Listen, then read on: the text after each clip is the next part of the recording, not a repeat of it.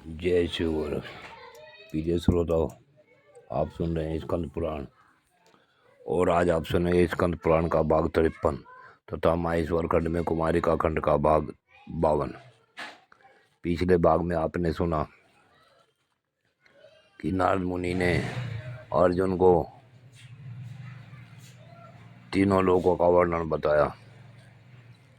इससे आगे की कथा इस भाग में सुने। नारद मुनि कहते हैं कि अर्जुन, जिन्होंने इस परम आश्चर्य में ब्रह्मांड की स्थापना की है, उन ब्रह्मा विष्णु और महादेव जी को मैं नित्य नमस्कार करता हूँ।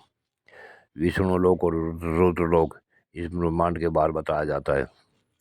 सदा भगवान विष्णु और शिव की उपासना करने वाले मुक्त पुरुष ही वहाँ जाते हैं। यह संपूर्ण ब्रह्मांड सब ओर से कड़ा द्वारा ढका हुआ है।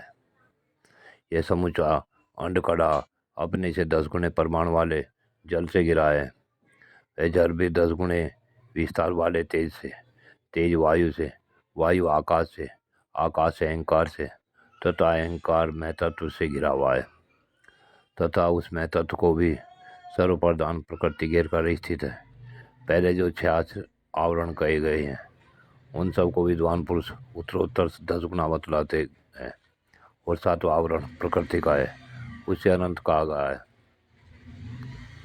ये कुंती नंदन, जिनका वैभव ऐश्वर्य ऐसा है, उन भगवान सदाशिव को मैं प्रणाम करता हूँ।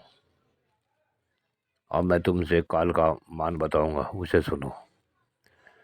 हे अर्जुन, विद्वान लोग 15 निमेष की एक काष्ठा बताते हैं। 30 काष्ठा की एक कला गिननी चाहिए। 30 कला का एक मुहूर्त, 30 मुहूर्त का एक दिन रात होता है।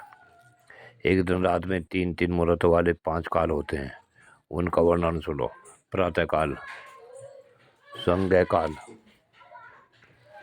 ब्रह्मध्यान काल, अपराह्न काल तथा 5वां साया है काल।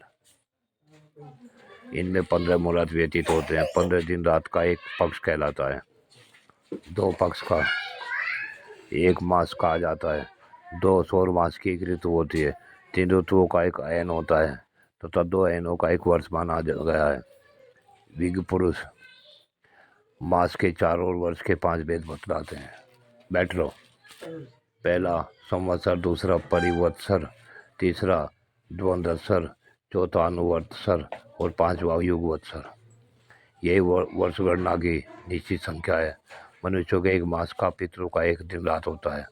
कृष्ण पक्ष उनका दिन बताया गया है और शुक्ल पक्ष उनकी रात्रि। मनुष्यों के एक वर्ष का, देवताओं का एक दिन माना गया है। उत्तरायण तो उनका दिन होता है और दक्षिणायन रात्रि। देवताओं का एक वर्ष पूरा होने पर सप्तऋषियों का एक दिन माना गया है। सप्तऋषियों के एक वर्ष में ध्रुव का एक दिन होता है। मानव वर्ष के अनुसार 17,28,000 वर्षों का सतयुग माना गया है। मानव मान से ही 12,96,000 वर्षों का त्रेता युग माना गया है। 8,64,000 वर्षों का द्वापर होता है। 4,32,000 वर्षों का कलयुग माना गया है। इन चारों के योग से देवताओं का एक युग होता है।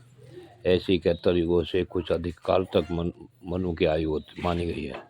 14 मनुओं का काल व्यतीत हो जाने पर ब्रह्मा का एक दिन पूरा होता है, जो 1000 चतुर्युगों का माना गया है। वही कल्प है। अब कल्पों के नाम श्रवण करो।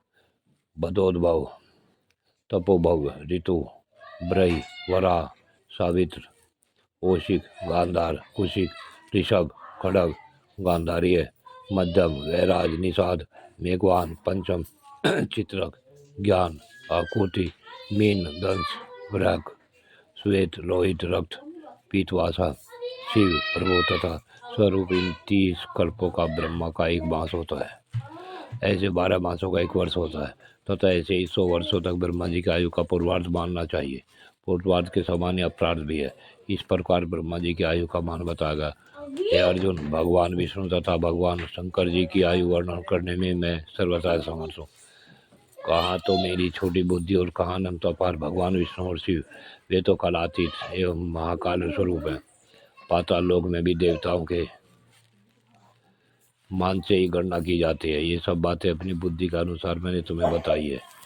प्रिय श्रोताओं, आज की कथा यहीं पूर्ण होती है। आगे की कथा अगले भाग में। जय श्री गोरख।